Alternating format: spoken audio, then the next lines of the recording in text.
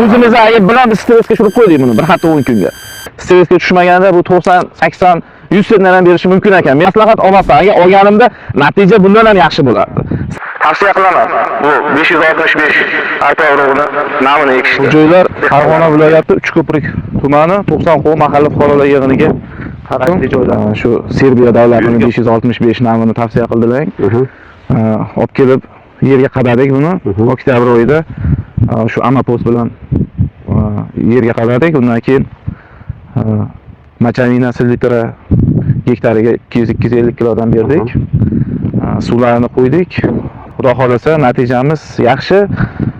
O'zimizda jinday ozgina bir bilimsizligimiz sababli shu kerakli mutaxassislar bilan gaplashmasdan ozgina o'tiga bor Gereksiz sepgansiz. Gereksiz sepdik. O'sha jinday ozgina bir bunga to'g'ri kelmaydigan dorini sepib qo'yibmiz. Shu 6 kun 7 kun mobaynida ozgina shokka tushirib qo'ydik. Undan keyin mana shu baglaridan ozuqalarni berib, yaxshi Xudoga shukr. Men tavsiya qilaman, yaxshi urug' ekan. Xudo xolasa bu arpa urug'i ham hozirgi paytda rivojlanyapti, chorvachilikka e'tibor berilyapti, qo'ylar kirib kelyapti chet davlatlardan. Ularga bu arpa mahsuloti bug'doy, makkaga qaraganda ancha ijobiy tomonga yaxshi. Nimaga desangiz, qo'yda yog' bostirmaydi, go'shiga, kilogrammiga hammasiga to'g'ri keladi, yaxshi. Men tavsiya beraman. Endi Xudo xolasa o'zimizda ham chorvamiz bor. Chorvamizga yarashasini olamiz, qolganini xalqqa beramiz. Xudo xolasa yaxshi. Maslahat olmabman. Agar olganimda natija bundan ham yaxshi bo'lardi. Sababi hozir bu bitta boshog'ida hozir 25, 30, 32 donagacha borda hozir buni. Agar bu maslahat olib buni o'sha tavsiyalar bilan qilganimizda 40 donagacha boshog' olishi mumkin edi bu narsamiz. Endi 42 donagacha bor. Ha, shunaqa. Bu uni haligi jaydari nimalardan farqi bu dumalar, doni to'liq, effekti yaxshi.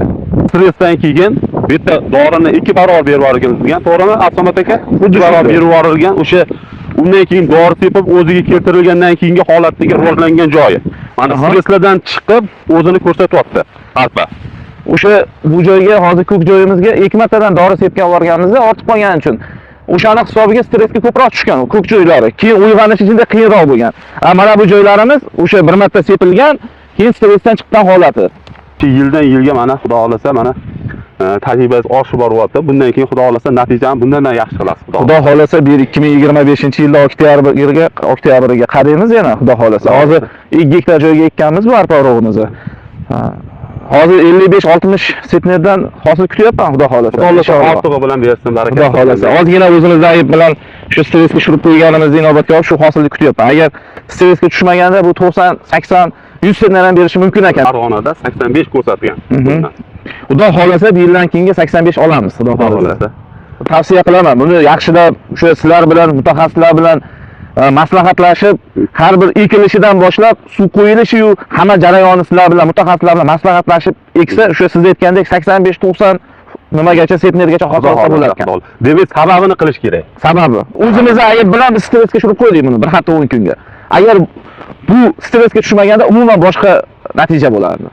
Xudo xolasa 2025-yil oktyabrida chiroyli qilib mana shu urug'dan qilib berasiz. Xudo xolasa 2006-yil shu kunlariga 26ga ko'rishamiz, Xudo. 85-90 sentner bilan ko'rishamiz. Xudo xolasa. Mayli, Sog' bo'linglar, sizlarga ham rahmat. Sog' bo'linglar.